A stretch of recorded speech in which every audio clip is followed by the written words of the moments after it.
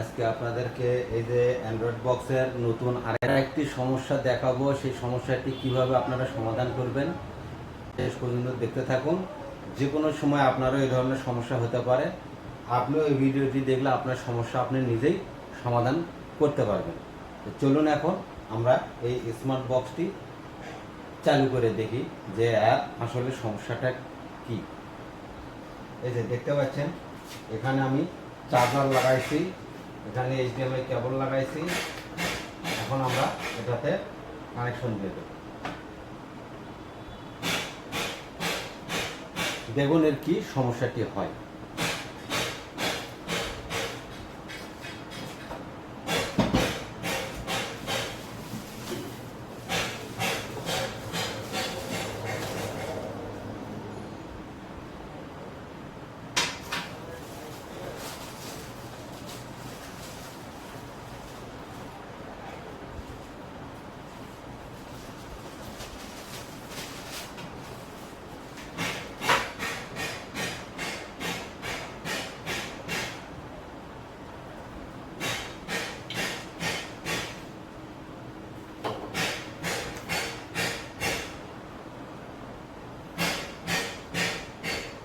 দেখুন বক্সটি কিন্তু স্টার্ট হচ্ছে, আবার বন্ধ হচ্ছে, আবার স্টার্ট হচ্ছে, আবার বন্ধ হচ্ছে। অনেকেই এটা রিসেট করেন বা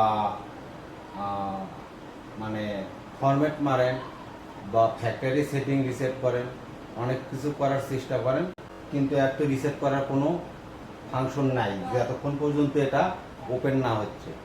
তাহলে এটা কিভাবে সমাধান করবেন আপনারা? তো এই যে দেখুন এখানে কিন্তু চার্জারের লাইন মানে অ্যাডাপ্টারের লাইনটি দেওয়া হয়েছে সুন্দরভাবে, কিন্তু লাইনটা পাচ্ছে, এখানে ব্লু লাইট আছে। তো আপনাদের মাথার মধ্যে কি চিন্তা আসতেছে এই মুহূর্তে যে এটা কি সমস্যা হতে পারে কমেন্ট বক্সে লেখেন। তো ততক্ষণে আমরা আরেকটি কাজ করি, আপনারা লিখতে থাকেন।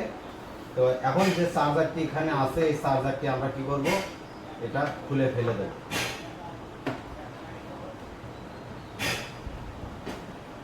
এই যে এই চার্জার দিয়ে আমরা এটা এতক্ষণ চালালাম, তো এটা খুলে এখানে রাখলাম।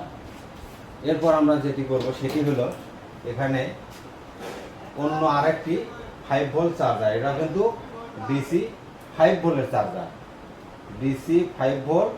হ্যাঁ, এটা 1 এম্পিয়ারের একটা চার্জার। তো আমরা সেম আরেকটি চার্জার নেব ডিসি 5 ভোল্ট 1 এম্পিয়ার, ঠিক আছে। এই চার্জারটি আমরা এখানে আবারও লাগাই দিলাম। এটার সঙ্গে এখন এটা কানেক্ট দেব, দেখা যাক কি হয়, দেখি এরপর কি আসে।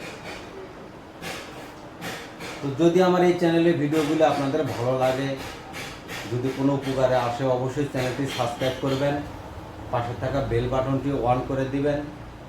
আর কোনো কিছু জানার ইচ্ছে থাকলে কমেন্ট বক্সে লিখে জানাতে পারেন। আর নতুন দর্শক হয়ে থাকলে অবশ্যই সাবস্ক্রাইব করে রাখবেন, পেজ হলে ফলো দিয়ে রাখবেন। এই ধরনের নিত্য নতুন ভিডিওগুলি আমার এই চ্যানেলে দেওয়া থাকে। ডিশের কাজ, ওয়াইফাইয়ের যে কাজগুলি সেগুলো, সেট আপ বক্সের যে কাজগুলি সেগুলো, বা smart TV set up, smart টিভির ফাংশন সম্পর্কে বা যাবতীয় ভিডিওগুলি আমার চ্যানেলে অলরেডি অনেক ভিডিও দেওয়া আছে, আপনারা ওখান থেকে চাইয়ে দেখে নিতে পারেন। আর যদি কোনো কিছু জানতে চান কমেন্টে লিখুন, পরবর্তীতে সেই বিষয়ের উপর আপনারা ভিডিও পেয়ে যাবেন, সমস্যা নেই। এই যে দেখুন এখানে কিন্তু চার্জারটি পরিবর্তন করার সঙ্গে সঙ্গেই আমার বক্সটি কিন্তু ওপেন হয়ে গেছে, ঠিক আছে, আর কোনো ঝামেলা নাই। তো এখন এই ভিডিও কিন্তু ওপেন করার সঙ্গেই ওপেন হয়ে যাবে, তার মানে বুঝলাম আমরা এটার কোনো সমস্যা নেই। সমস্যা হলো মেইন এই যে এইটা। তো আজ এ পর্যন্তই, সবাই ভালো থাকবেন, সুস্থ থাকবেন। সবাইকে ধন্যবাদ জানিয়ে শেষ করছি আজকের ভিডিও।